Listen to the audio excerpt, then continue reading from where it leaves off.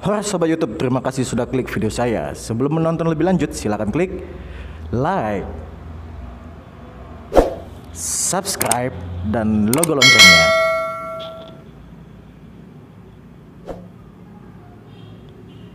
Terima kasih, selamat menyaksikan. Halo Sobat YouTube, balik lagi di channelnya aku, Irson Leonard.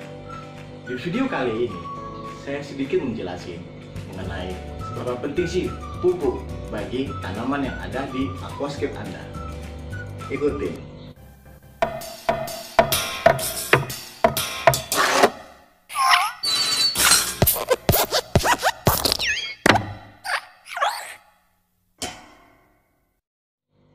Oke Sobat YouTube, nutrisi sangat penting dalam kehidupan yang ada di dalam aquascape.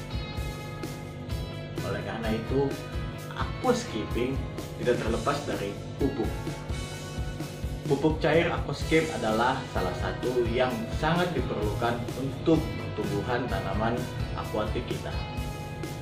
Pupuk cair adalah mineral yang ditambahkan kepada tank atau tanaman untuk mencukupi kebutuhan nutrisi. Ya, baik Sobat YouTube, ya, mengenai pupuk di aquascape. Kita tahu ya, aquascape itu perpaduan antara tumbuhan dan ikan yang ada di dalam tank kita. Gimana caranya supaya kita menjaga agar ikan kita sehat dan tumbuhan yang ada di dalam juga hidup secara sehat. Makanya diperlukan pupuk agar tumbuhan yang ada di dalam tank bisa hidup dengan sehat.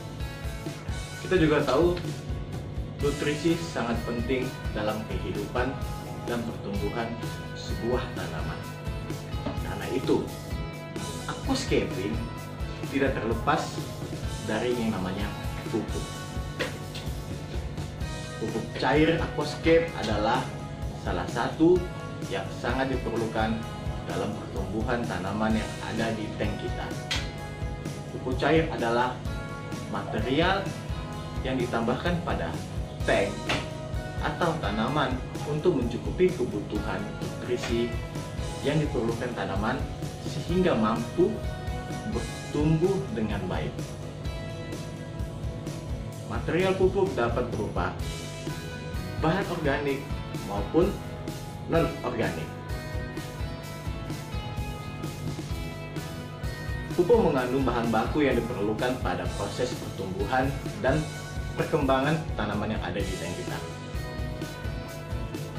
Nutrisi dapat dibagi menjadi dua macam, yaitu nutrisi makro ataupun nutrisi mikro.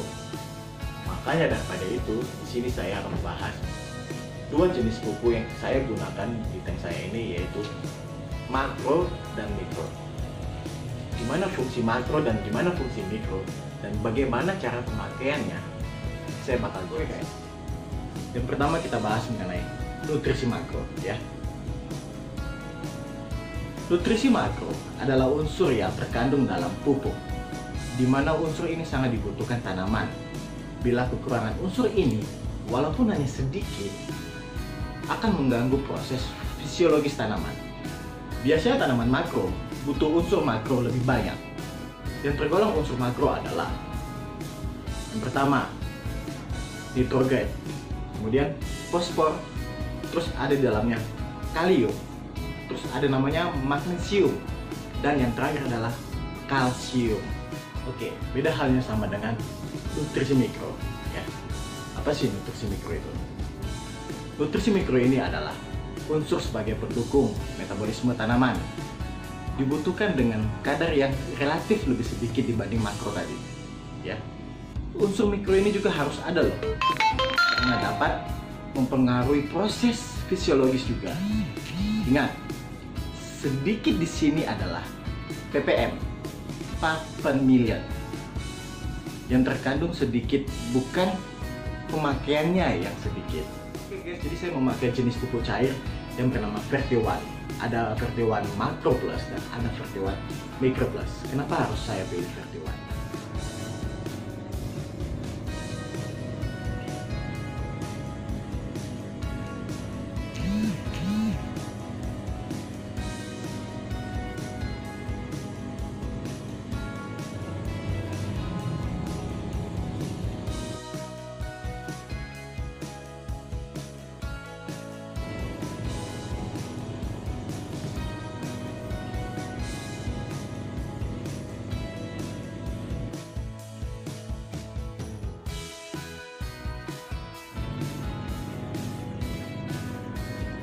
Jadi Verti1 Macro atau Micro merupakan pupuk cair dengan ide dasar melibatkan dosis yang seimbang nutrisinya.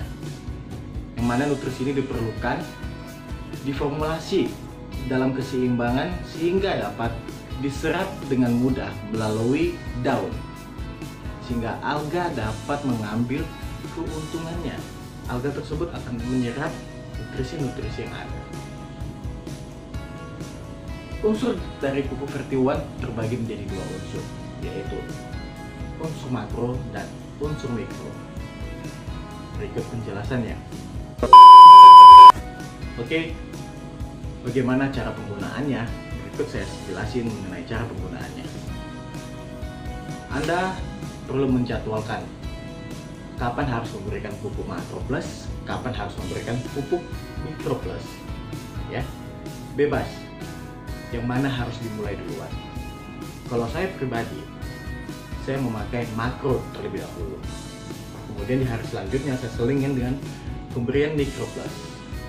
Yang pasti dalam waktu seminggu pemberian pupuk baik makro maupun mikro harus 3 kali dalam seminggu. Ya, jadi ibaratkan di hari Senin saya berikan makro, di hari Selasanya saya berikan pupuk yang mikronya. Seperti itu selanjutnya. Di Rabunya kembali lagi ke makro. Kamis balik lagi ke mikro.